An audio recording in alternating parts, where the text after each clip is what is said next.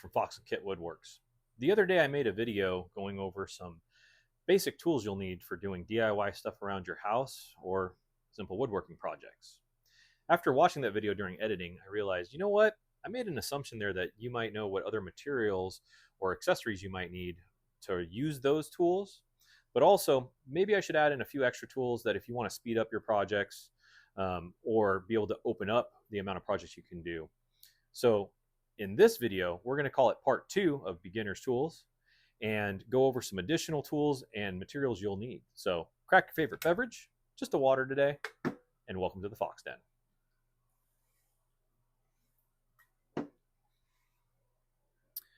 So for the other video I did, I went over some basic tools that you will need to be able to do DIY stuff or simple woodworking projects. Now, before I go into everything that's on this table and some additional tips and tricks, I want to be able to set up a project for you guys that I'm going to go back to explain what these tools can do for you. So one of the projects I made for my wife, and it was one of the first projects I made in this house, was a simple keyring dog leash holder. It's about 12 inches tall, 18 inches wide, and it has hooks so you can hang your keys on it or your dog leashes. So that being said, let's go ahead and jump on in to some additional tools that will help you do your projects faster and also allow you to do more projects down the road. First off, a sander. Now there's lots of sanders out there, and you don't have to get a sander. You could sand everything by hand, but it's going to take a lot of time. And if you're a DIYer, you want to be able to have some of your weekend and not just work the whole weekend on your project. What I would recommend getting is a random orbit sander. Neighbor walking by. Like I said, just have to deal with it until I get my own studio. So this random orbit sander is a Craftsman. I really like it. It is actually a sander that I won from 731 WoodWorks. Thanks, Matt. I really do appreciate it. Also love all your content. And I'll tell all my viewers, go check him out. He's got a lot of reviews. There's a bunch of tools back here that I've actually bought from his reviews. But now on to my video. This random orbit's going to do pretty much 90% of the work you need done for sanding. There's lots of sanders out there. Like I said, there's belt sanders, there's corner sanders, there's tabletop sanders. You know, there's the drum sanders. You know, there's a lot out there. But this is what you're going to use most of the time. Why do you need the sander? Well, whether you're making a swing set for your kids, like I did for my daughters in the backyard, or you're making that key ring holder, you're going to want to take any of that wood off that might give splinters or give it a nice smooth finish. This is what's going to allow you to do it efficiently, quickly, and thoroughly. Next, for that sander, you're going to need some sanding pads. Now, you can buy these foam sanders if you're doing corner pieces and whatnot, and it basically allows a cushion for that corner to go into, so you sand both sides. But really all you need to start off with is some sandpaper that's made for your size sander. This is a 5-inch. I believe it's 5-inch. I'll have to double check on that later. But just a simple set of sandpaper for it, or sanding discs, or is what you need. Diablo is what I use a lot. I'm actually moved over to 3M Cubitron. It's a little more expensive, but it works really well, and it actually sands to a higher grit than what it's labeled as. A little bit more expensive, but whatever you can afford. This video is about beginner level stuff and what you can afford and what you make for your budget, right? For your sandpaper, the smaller the number, the larger the grit and the rougher the surface. The higher the number, the finer the grit and the more smooth your surface is going to be. Now, there's a lot of videos going into sanding wood and how if you go too high, you actually tear out the pores and fill it in with dust. And then when you come back to stain it or whatever, it swells it and gives it a wavy look or a bubbled look. That's for a different video down the road. But for your basic simple stuff around the house, whether it's, you know, putting in some shelving for your closet for clothes, making the key ring holder, building the swing set, 80 to 120 grit is really what you need. You don't need to go much bigger or smaller than that. They have variety packs that usually typically run from 80 to 240. Pick up one of those, you'll have a little extra, and you'll be able to test and see what you like. Next, a brad nailer. Now, in yesterday's video, I went over using a hammer, because that's what you set your nails with. Well, this just makes it a little bit faster, and you know, it is for more finishing work, but it's great for doing like molding around your house, whether it's baseboards, crown molding, chair rail. or even simply joining a couple pieces of wood together when you put glue in it to glue it up. I bought this about 5 years ago and used it for some molding around the house, some baseboards, and I've now used it for a bunch of other projects. It's the Ryobi, big green beast here again, 18 volt, 18 gauge brad nailer. I believe it goes up to 2-inch nails on it. Again, love the Ryobi products. All the batteries are interchangeable in their 18 volt series. Doesn't matter if it's 10 years old, 15 years old, brand new, the battery's going to fit in it and work. And this one I've had for I think a 5 or 7 years, and this one about the same.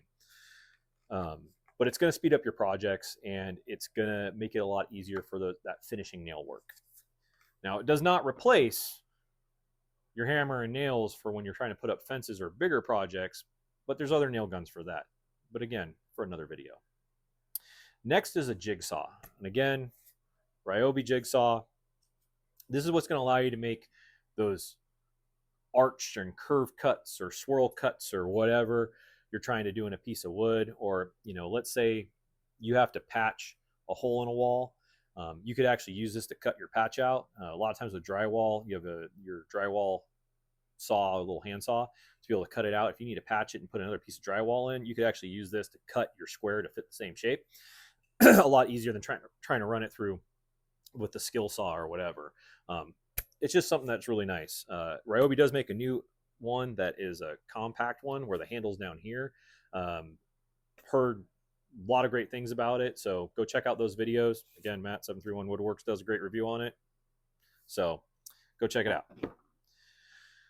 So those are the 3 power tools I want to go over in this video that you can use to help speed up your projects or open up the projects you can do. Next, I want to go into some of the accessories and materials. And first, we're going to go into some accessories. We'll put it under accessories, but it's really hand tools that you can use. First, I'm going to go over is just a simple hand tool set. This one's the only one I could find that was on hand. I've used a lot of it, or I've used it quite a bit. It's a little bit smaller, as you can see with the length. You might want something a little bigger. Figure out what fits your hand well or is necessary or needed for the projects you're working on. But this set comes with a simple crescent wrench, a driver, and then basically a screwdriver, a driver set for your screw. So, you don't have to sit there and let go of it and turn it. You can just keep turning it along, whether it's, tightening or loosening. But in the set, it comes with sockets for any of the bolts you might come across, all the way up to 9/16 or 14 millimeter for metric. It also comes with your Torx heads, your flat heads, your Phillips heads, the square ones, which I never can remember the name on, and even a couple hex heads. So when you're making, let's say you went to IKEA and bought yourself a dresser set and you need to put it together, you can go grab this and start putting it together. The other thing I use a lot of the hand tools for is when I'm doing finishing woodwork and I don't want to split any wood because I don't want to overdrive it in. I'll go to one of these or one of my screwdrivers on the wall and tighten it down. Next, the drill bit set. Whether you're pre-drilling a hole, for 2 pieces of wood to be joined, you don't want it to split, or you're trying to drill into a stud because you're going to hang a TV mount, you're going to need a drill set. And it really doesn't matter what brand you get. I know people will say, DeWalt's better than this. Diablo's a better brand. I do like the Diablo stuff. If you got the money, go ahead and buy that. But just start off with a basic beginner set. You can buy big kits. I know Ryobi made a big kit that actually has all the different drill bits you'd ever need. It's got masonry bits, wood bits. It's got a hole saw bit. It's got everything you need to start off with. But it's a nice way of being able to get in and at least have something on hand for when that DIY project comes up or when you're trying to move into a woodworking project. At least it's there and you can kind of learn at kind of an entry-level price point and figure out what you like and what you use to then maybe go buy that better bit or tool. So whether you're hanging pictures, putting together your keyring holder, or hanging it, you're going to need some type of material to do that. Different ways of doing it. You can use nails with the brad nailer to maybe add trim to it, or screws to be able to join the pieces of wood together with pocket holes. Again, another video. Or even just putting it into the wall so that way you can hang it there. I would just say keep a assorted variety pack. These are just wood screws. interior wood screws that go from 1/2 inch to 2 inch um, on hand. That way you can kind of do anything interior. They make exterior ones if you're doing outdoor stuff, like a fence panel, or maybe making a pergola, something like that. You just got to look at what you're making and what's going to fit it. You know, if you got two pieces of wood joining up that are a 1/2 inch thick and you're putting them together that way, you don't need a 2 inch screw. You're going to need like a 3/4 inch screw so that you can get through the first one and enough bite into the next that it holds well together. That's all going to be on what you're working on. But having a simple variety pack on hand is going to allow you to be able to at least do some of the DIY stuff around your house, or have it on hand for when that project comes up. A simple box of nails. These are just, I believe these are 2.5 inch box nails. I use these on making a planter bed and use these to nail them together with my hammer. Those are all simple ways of joining your wood or hanging things on walls. Another thing you can do to join your wood together, now mind you, there is a huge topic on that of how to join your wood. You can do mechanical joints, you can do your glue joints, dovetails, dowels, biscuit joints, domino joints, butt joints, whatever. There's a bunch of ways, but one of the most common ways you end up joining the two pieces of wood together to make sure they're secure is with glue. Now, like for my urns, I don't use any nails or any screw to join the pieces of wood together. I just use the glue. So I end up having to put it together and then hold it together with tape and clamps. One of the nice things on some of my other projects you can do, especially like the key ring holder, is when you're trying to join your wood up or maybe trim on it, you lay your glue down, take your brad nailer, and then nail it in place. So that way you both have a nail and the glue securing it together. Just make sure when you're using the glue, you come back and wipe it all. That excess is really hard to work with when it comes to sanding, staining, and even painting. So just make sure you do a good cleanup beforehand. Next, especially on interior projects, you don't want all those nail holes to show, or maybe there's a ding in the wood you want to fill. Just some 3M wood filler. This is a plastic wood filler. You wipe it on, fill in the hole, wipe some of it off.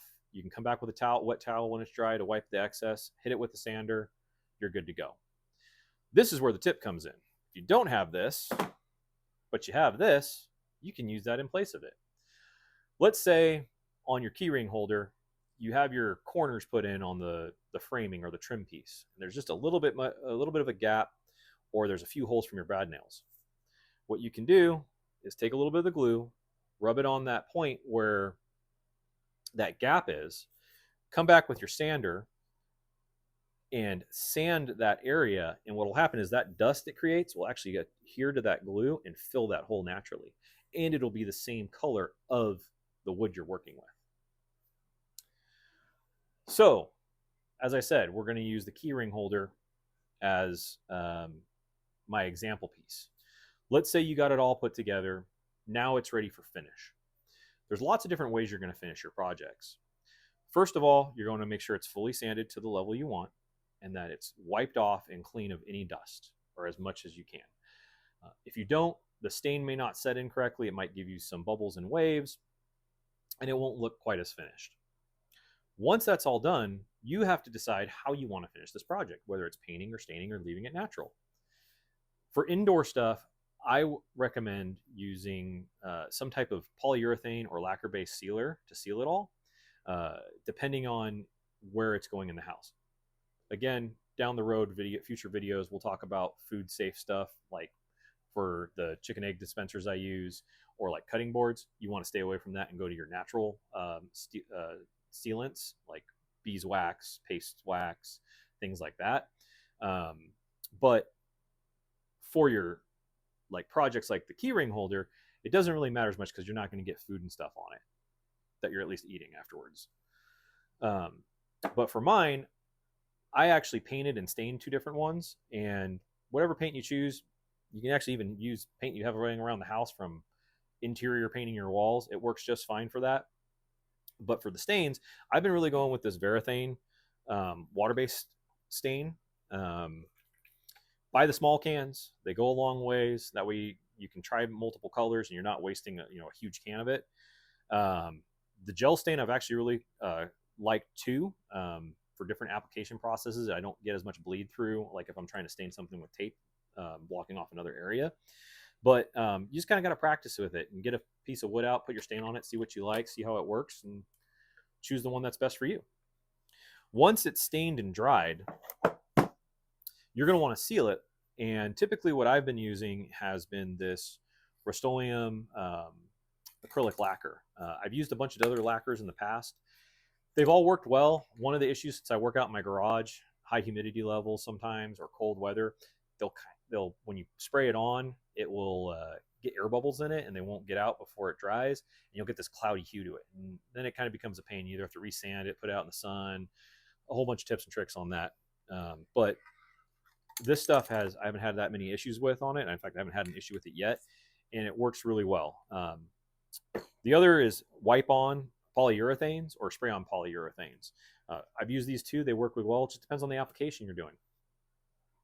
So all in all, these are some additional tools, accessories, and materials that you'll need for your DIY projects around your house. Like I said, whether it's hanging pictures, putting in some shelving for your closet for additional storage, or making those first beginner woodworking projects like the keyring holder. So that's going to conclude this episode of the Fox Den. Please remember to like, subscribe, hit that notification button for when I release new content. Also, please add some comments of any videos, tips, tricks, or stuff you'd like me to talk about in future videos. You all stay safe and have a great day.